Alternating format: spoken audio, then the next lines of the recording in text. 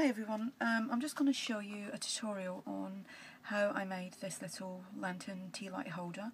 It holds 4 tea lights. The lid comes off and the tea lights just pop inside like that. Now I'm going to try and do this within 15 minutes, if not I'm afraid it's going to be a two-parter. Just because I've got to tell you all the measurements and whatnot. So let's get started.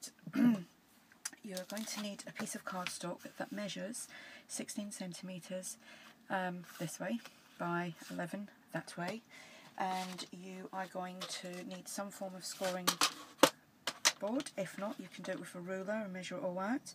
Now I've done this in centimetres because it works out best for what I wanted. I've got no idea what it is in inches because I'm terrible trying to work out the little bits in between. So sorry, I've got this facing me, but you will still know what the measurements are. So you put it in the length, the longer side at the top, and you measure, you score, sorry, at 4, and then you take it along to 8 and you score.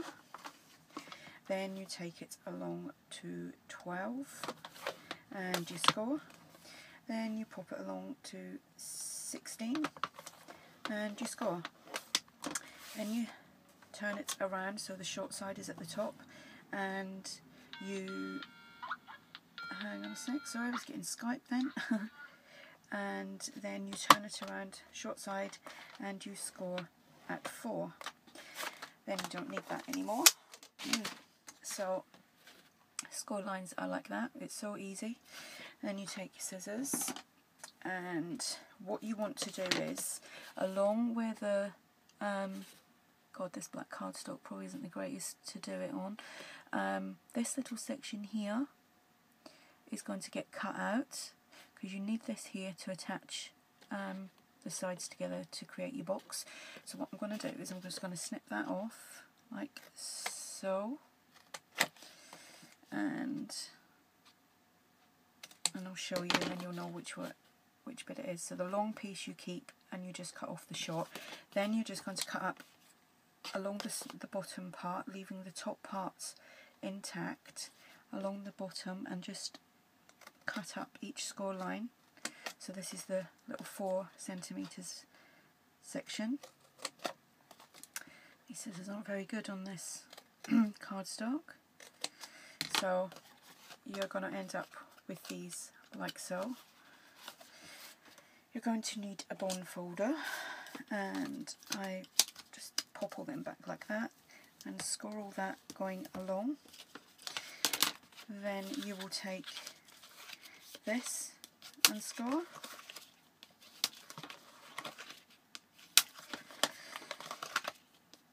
Like so, so it all is like that.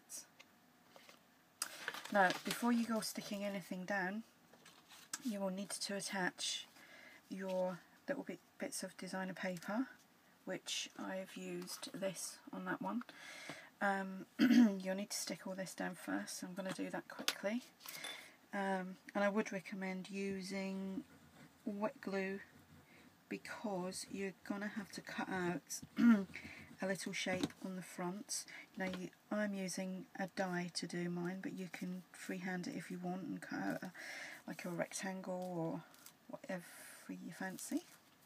I'm using, if I can pick it up, can't, this little one here, and I'll show you how to do that. I'm just going to run that through the Big Shot machine. Paper line that I'm using is Graphic 45 French Country, but this is also a nice small project that you can use up some of your scraps. So a little bit of glue and just stick them all down. Now I would actually recommend letting it dry before you run it through your Big Shot because it will get a little bit tacky.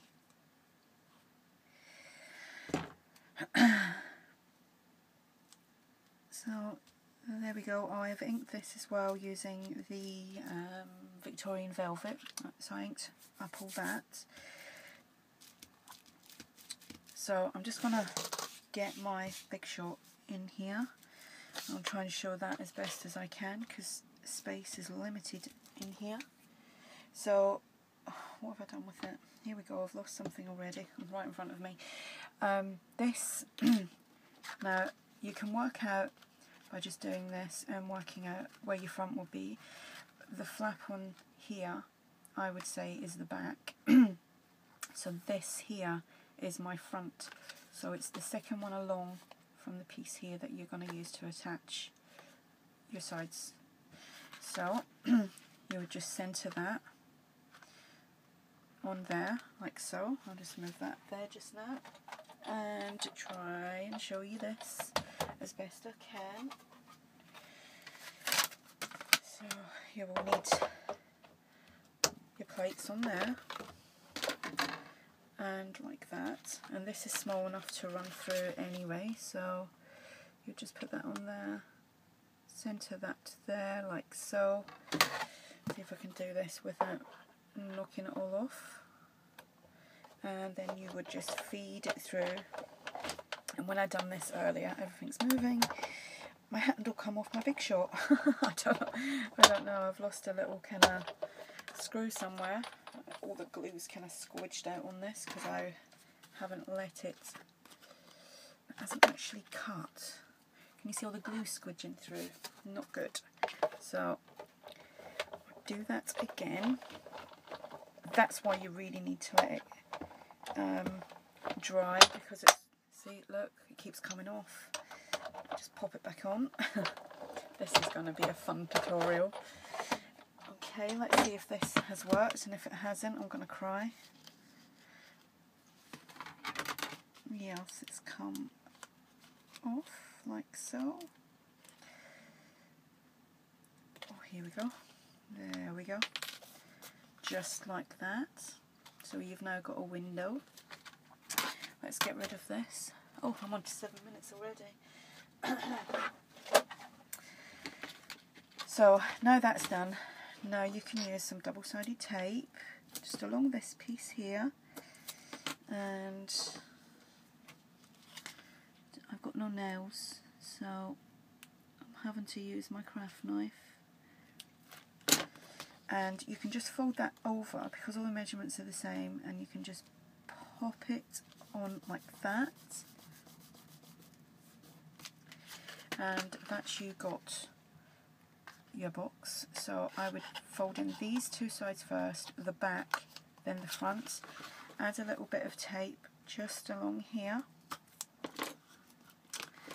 and oopsie-diddly, doesn't want to work. Why is it when you're trying to do something like for a tutorial and time is of essence, it always goes tits up. Excuse my French. Okay, so we now have a box. Now I've used these shapes here for mine, as you can see on that one, but you don't have to. You can use circles, squares, you know, whatever shape you want really, as long as obviously I've used 2 on the bottom of here, as long as, you know, the smaller one is slightly bigger than the box, and the box actually measures 4 by 4 centimetres. So I've cut this out to the same size as my larger die cut. There we go. And I'm just going to pop that on there, so you're not actually going to see any black on there. And then just the plain black one on its own. I'm going to pop on here and just centre that, and it's easy to centre this one because of the points on there. So that goes on there like so, let that dry. Now I'm going to use some glossy accents because it's actually quicker. This is the bottom, still got glue there. So just pop some glossy accents on the bottom here. You can use hot glue if you wish. And you're going to centre that on there. Sorry, my head might get in the way.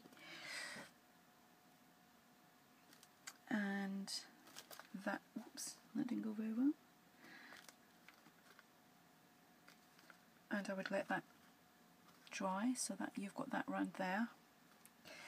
What am I at now? 10 minutes. Your lid measures 6 by 6 and you score it on all 4 sides at 5.9 centimetres because it has to be a little bit smaller than the actual 4x4, otherwise the lid's not going to go inside.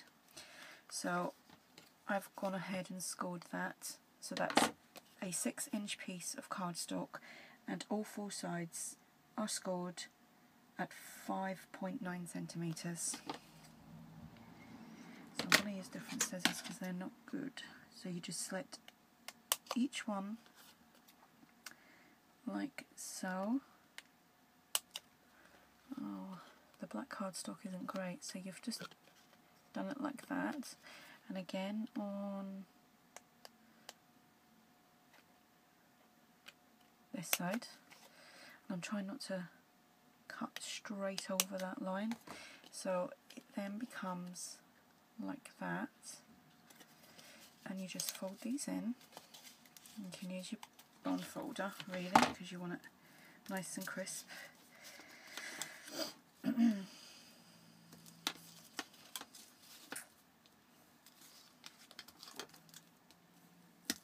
There we go. What am I at now? 11.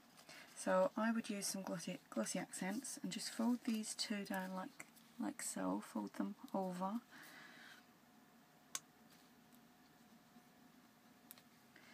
And pop them up, creating your box. And now I think someone's going to come and disturb me. Hang on a sec. No.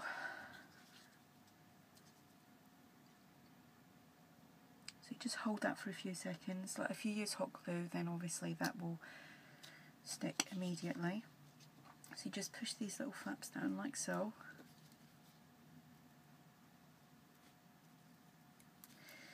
And then pop that up. And just hold it. I mean, it's just like making a little box lid. So that's the lid, and I'm just going to make sure that that fits in there. Yes, it does. Just going to leave that for a second. This is my smaller piece. I've got 2 pieces left. Smaller piece I'm going to add some designer paper to.